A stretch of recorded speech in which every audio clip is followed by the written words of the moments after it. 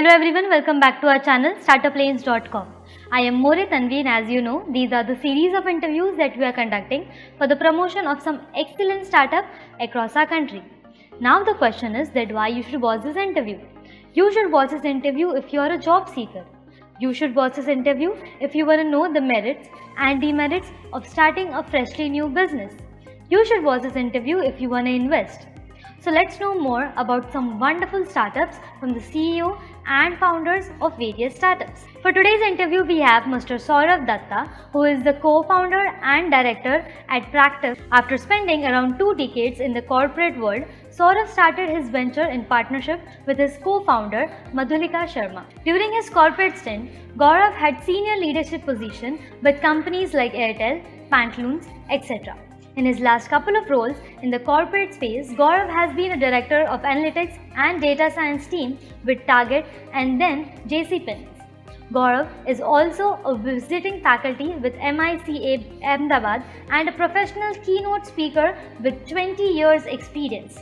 Practive is a new age educate startup which works to empower young leader and student to enhance their employability and personal brand. They specialize in delivering cutting-edge soft skill training solutions that are customized and delivered by certified trainers and hand-on leadership experience. Since its inception, a year back, Practive has trained more than 2,000 students and 500 professionals. Let's know more about this wonderful startup from Saurav himself. Good afternoon, sir. I am More Tanvi from Startup Lanes, and we are really grateful to have you on the board for this interview. Thank you. My pleasure is mine. Yeah. Sir, I will please request you to introduce yourself to our viewers. My name is Saurav and I am the co-founder and director of Practive Consulting and Training LLP, which is an edutech startup. We work in the education, training, coaching, mentoring space and work mostly with corporates, small and medium enterprises and also with the colleges. Okay. So that's our primary line of business. That's our target group. And this is a 1-year-old startup. So we started this in the middle of last year amidst the pandemic. Okay. So on 17th of June, we got incorporated. So we celebrated 1 year just a couple of months back. So that's a bit about myself. Great. So sir, my very first question to you is that how did you come up with this idea of startup? So this is actually my third startup. So the first one I had started along with my job and this was somewhere in 2015. That was a more like an event management analytics kind of a company. And after that in October last year, I started another startup, which was again in training, but that was mostly in offline training. Okay. And that was working in a model which was very much dependent on personal connect and physical connect with the people. So there had to be all hands on the deck kind of a model. So that was the business. Obviously due to the pandemic that did not work out. So then we started this new startup which is Practive. Okay. So I'll give a little bit of background about myself. So I have worked in the corporate for almost 20 years. Okay. So in my last role in the corporate, I was a director with JC Penney. Before that, I was a director of marketing analytics with Target Corporation. So these are large US retailers, Okay. all Fortune 500 companies. And I was in analytics and data science for the last 10 years. So what happened is that when I was in analytics and data science, I noticed that I used to work with some of the finest brains in the country. In fact, in Target, I worked with quite a few data scientists and analysts in US as well. People who were pass outs from universities like Stanford and similar universities, University of California, PhDs, masters, and so on. And even in India, most of the people in my team, they were from IITs or triple ITs, NITs, so premium engineering institutes. People would want to give an arm and a leg to be a part of that institute. And I used to work with those people. They were all a part of my team.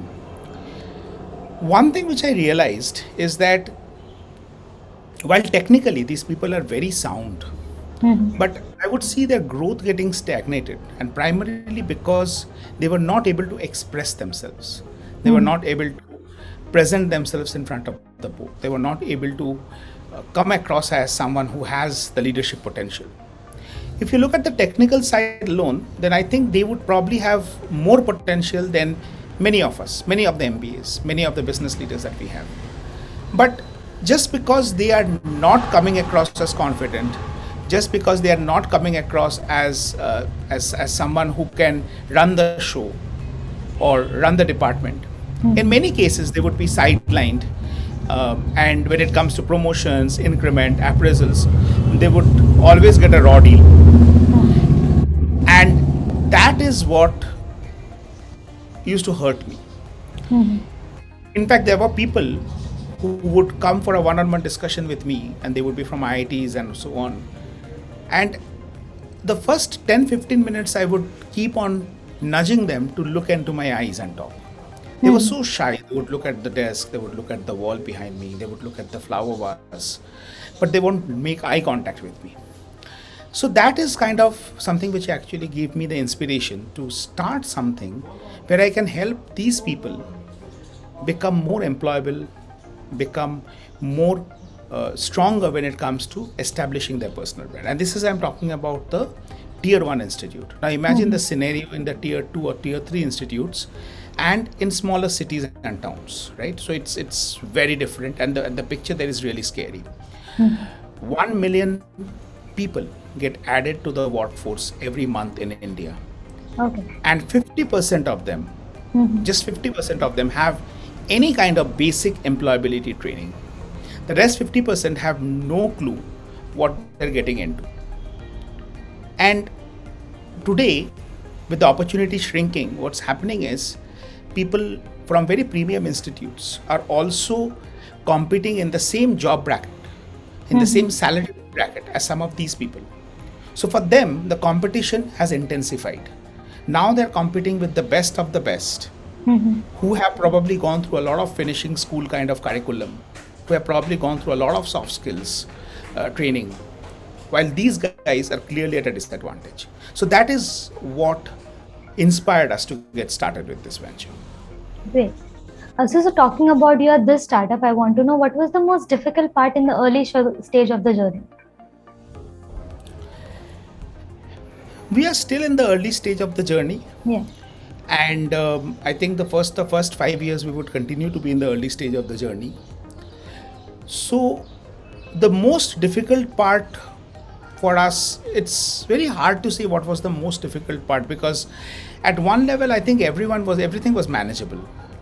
On the other hand, there were certain things that probably we had a little bit of struggle with. See, one thing we never had a problem is with customers. We have paying customers. We have. So if you look at some of the metrics, right, I think Praactive is doing very well on each of these metrics, each of these business metrics. Let's take for the example, do we have paying customers? We do have. We have a very good base of paying customers from small, medium, and large enterprises. We have several colleges that we have tied up with, and we have done training for them.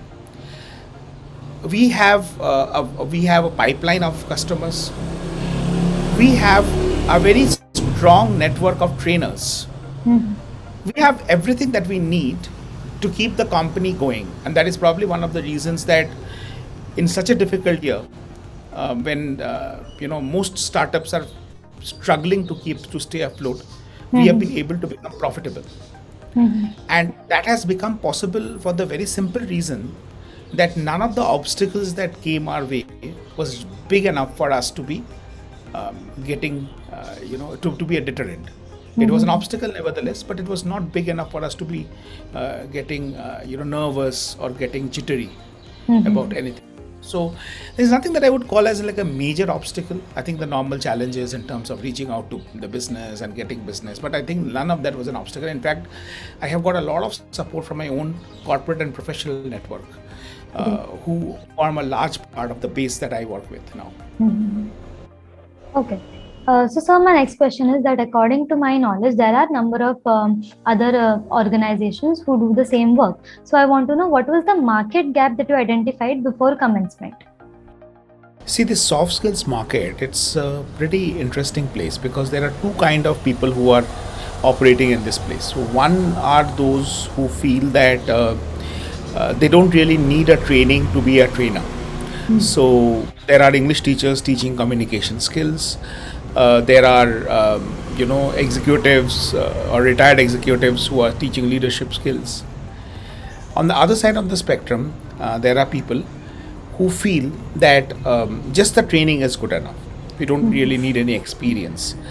And there the problem is that you're finding fresh college graduates coming out and trying to lecture on leadership skills, on and then that to executives who are probably coming with 2 decades of experience. Now, this is funny, right? I mean, you cannot be having any one side of it. What we need is basically people who have one, they know how to train people, and those who have also walked the talk. People who have been in leadership positions, people who have been at an executive level. Otherwise, it will not resonate also with the people that you are training.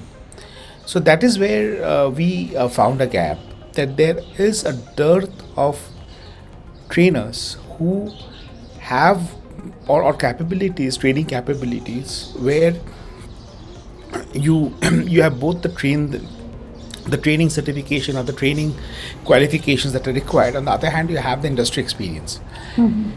Also, the other thing that is there is that the gap that we also found is that most of the soft skills products that you find today on the training that you see around you, they're like standardized package, right? So you have a stress management training program, and you go and you just sign up for the program on Udemy, or you sign it up on any of the MOOC curriculums.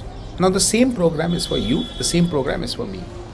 Now understand this, that I have a very different kind of stress because I am trying to start my own startup. I have different kind of things to deal with. You are probably at the beginning of your career. You're getting started with your first job or your second job, and you're experimenting, you're starting new, fresh on life. Your stress is very different. Even if we are at the same level of experience, a data scientist would have a very different kind of stress. His stress is that you have to always be on the top of the curve when it comes to learning skills. On the other hand, a sales guy will have a very different kind of stress because his stress will be around targets. So you cannot have a standard stress management training program for everyone. And that is what is there in the market right now. So this is the gap. One is that trainers who are certified and have the experience, and training material which is customized and suits the target group. So, can you explain your business model in detail? So our business model has got 2 parts to it. On one side, we work with the colleges and college graduates, people who are entering the workforce, and we make them employable. We work with them to help them learn how to land their first job, how to create a resume, how to attend an interview. We explain to them some of the very basic foundational requirements when you're trying to start your career in the corporate sector. And so that's one part. The other part of the business is where we work with the corporates and the small and medium enterprises, where we help their workforce, their managers, their leaders get better. Okay. So my next question is that, answering my earlier questions, you already mentioned a few of your services, but still I want you to specify the products and services that you provide to your customers. So, as I said, the products are, products and services, as I mentioned, there are 2. One is that, for 2 different target groups. So if we go into specific products, I would say that it's more around employability and it's more around skillability. Now, the specific products, if we talk about, for the corporate, for the campus, for the colleges that we do, it's mostly the campus to corporate program which we have. The campus to corporate program is 16 to 20 hours of program that we do, and this is online, where we train people, the college students, on the various employability skills. On the other side, we have various modules on leadership, on sensitivity, on stress, on time management. So these are training modules created specifically for the for the particular company. So these are bespoke training modules. These are customized. These are very specific for that particular company. So before we engage in a training, we understand the company. And we understand what examples will be relevant, and we accordingly place the product there. So the products are not off the shelf product. Apart from that, we also run regular programs around public speaking, around creative writing, around digital marketing, again things which are important and relevant for someone to get started with the career. So the people that we mostly work with are at the very start of their career. They have either joined the workforce or they're about to join the workforce. Okay. So, sir, as you have already mentioned, the target group. So, my next question is that, you have your competitors out there. So, as a customer, why one should choose your products and services over others? So, there are two reasons. One is that you would get the relevant people with the relevant training coming and giving you those sharing with you those expertise which they've already found useful for themselves. As I mentioned before, that if you do not have the experience, it is difficult for you to tell me what should I do to be successful. See, a very simple question. If you know what I need to be successful and you have not walked that path yet, why do I believe you? Right? So here in my case, in our case, in case of Practive, we have a very strong network of trainers who are our partners, and these empaneled trainers have all the expertise and the experience, both of it. And that is one big reason. The other big reason is the bespoke products or the customized products that we would design for the company that works for us. So companies that work for us, they get very fresh, relevant, specific material that they need. How is it important? Like, for example, when I'm giving you a training on time management, what examples am I picking up? That is very, very important. Because if I am not giving you the right examples, you will not understand the time management technique. Let me take another example. Let me take the example of grooming. I have seen many trainers tell people that whenever you go to work, you have to go all suited with a blazer, with a white shirt. That's so not true. Today I'm representing a business, and I'm on a formal video interaction. So that's why you see me dressed like this. But the days when I was working with the data science team, my uniform would be a jeans and a t-shirt. Because this would make me alienated. This will be counterproductive for me to connect with the team. Now, anyone who has not worked with the data science team will not understand this. So that is the reason. If you want relevant stuff, and if you want it from people who know how to do it, how to go about it, then Practive is one option that you definitely should check out. So what are these 2 to 3 unique features about your company that makes you stand out? So first of all, trainers who are trained to train and have the experience to share. Second, we have customized bespoke material and modules which we create specific for the target group or the target customer that we are addressing. Third is the way we impart the trainings. Though we are following the same digital, even in this online space, still there is a lot of room for innovation. And how are you conducting the trainings? So our training methodology is andragogical in nature. It's not pedagogical. When I say andragogical, it essentially means it's adult learning. And adults learn best when you are using all the three learning techniques that we have: visual, auditory, and kinesthetics. So these are the things that we put to use. So cutting edge teaching and training methodology. So these are the three reasons.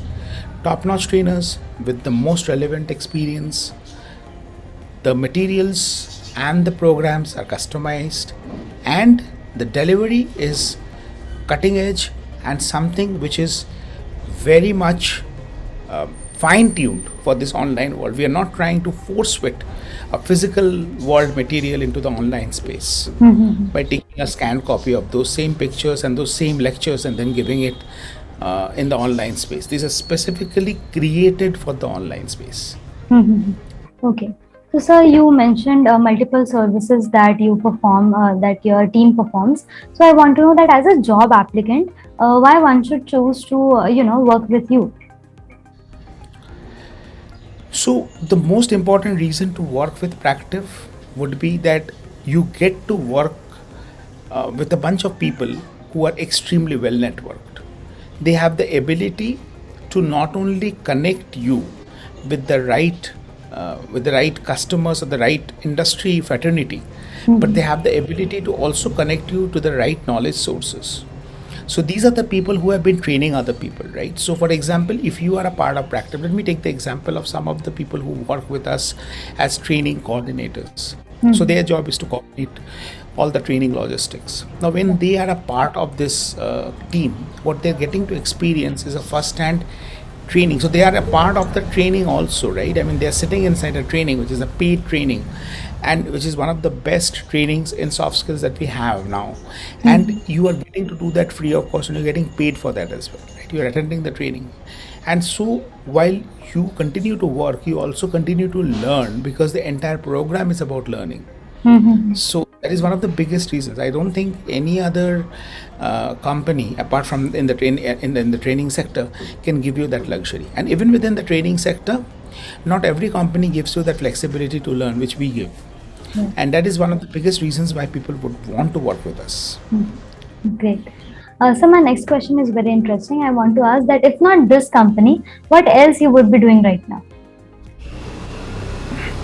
I was working in the corporate, right? So if it was a very conscious decision for me to move out of corporate, I gave up on a very cushy job and a very well-paid job. And the reason is that there was an aspiration that I had and something that I really wanted to do. There is a saying that there are three kind of intoxications that we have. The first one is carbs. The second one are drugs, and the third one is monthly salary. So I wanted to give up on the monthly salary, the addiction that we have, and wanted to start something because that is close to my heart. So if this was not there, I would be working in the corporate. I would be earning much more than what I do right now probably, but then I would not get the same level of mental satisfaction that I get when I wake up in the morning with a message from someone saying that, "Thank you, sir, your training helped me land with a job." Yeah, that must make your day. So the next question I want to ask that what are the parameters on which you select your vendors and suppliers? So is it price, is it quality, or convenience? So our vendors and suppliers are primarily our trainers, right? So those are the people that we mostly work with. And for the trainers, but I would not call them vendors or suppliers. I would rather call them partners. And our partners, the only parameter is one: are they passionate about training? And do they have the required experience and expertise? Both of it. It's not one versus the other. So are you passionate about training, and are you capable of training? And capability in terms of experience and expertise. And when it comes to other partners and vendors, like for example, for people that we work with for digital marketing, for website creation, and those kind of printing and all that, I think there obviously I think it's a mix of it's basically the value for money. It's neither cost or not quality is the standalone. It would always be a combination of both. Yeah. So what are these products and services you are in daily touch with that help your business to simplify? So mostly digital products that we use, the various digital teaching aids, the various planners, schedulers. So most of the products that we use are digital assets that help us plan our training sessions, schedule our training sessions, design our content. We use a lot of videography, kind of apps and so on. So those are some of the services that we use. So yeah, I think pretty much that, and obviously all the digital, the communication platform like Zoom and so on. Yeah. Okay. So what are your recent and long-term plans for your business? See, my most recent plan, as I said, 30% of the startups only survive in after 1 year. Statistics says so. So our most recent plan was to survive, and I think no points for guessing that this is one of the toughest years for anyone to survive, because carrying on with an existing business in this kind of a market is itself a big challenge, and here we were trying to start a new business. We have not only survived, but we have made ourselves profitable. We have got a positive cash flow. We have got a pipeline, and we have got customers who are working with us, and which are some of the well-known brands of the country, and also some very good colleges that we are engaged with. So my immediate goal is to first strengthen that pipeline and make it more sustainable in the long run. And my long-term goal is to take this entire soft skills training the way we do it, not the productionized, off the shelf stress management for everyone the same way, but the customized stress management for Tanvi and the customized stress management for Saurav. That way, take it to even outside India, to markets which are pretty much similar to India, and a couple of markets that I can think about immediately, like Philippines, Thailand, Indonesia, a lot of the Southeast Asian countries. In South Asia, I can think of Bangladesh, Sri Lanka, Nepal. Even in Middle East, some of the countries which also have the same kind of struggle, where we have very, very talented people. The only reason they're not seeing that kind of growth is because they're getting held up because their personal brand is not really cutting it. Sir, wrapping up this session, I would love to hear feedback on Startup Lanes, and also if you want to thank or appreciate someone from your team or friends and family, then please go ahead. Sure, thank you so much. And I think Startup Lanes is it's a pretty nice venture, and they help us in all the spheres, right? I mean, not only about the marketing and the publicizing part, but also in terms of documentation, in terms of pitches, how to create an investor pitch, how to create a sales pitch. So those kind of service. I think it's a pretty holistic one-stop shop for startups, and one of a kind of a company. I'm pretty sure there would be others, but I think the Startup Lanes is doing pretty well in terms of their positioning in the market in this particular space. And if I have to thank someone apart from Madhu, who is my co-partner and co-founder and director of Practive, the other person I would really want to thank is our training lead, our first training lead, Nitra. She was a part of our venture when we started off, and some of the initial work that we have done with the colleges. She has played a very active role in setting up the operations and setting up the business and logistics. So definitely these two people I must have to thank for bringing us where we are today. And both Madhu and Netra, two extremely confident and strong and enterprising women that I have met, and I'm so lucky to have been working with them. And it definitely is a pleasure to be a part of their team. Great. Sir, also thanks to you. Thank you for your time and for your crucial words. Thank you so much. Thank you so much. Bye.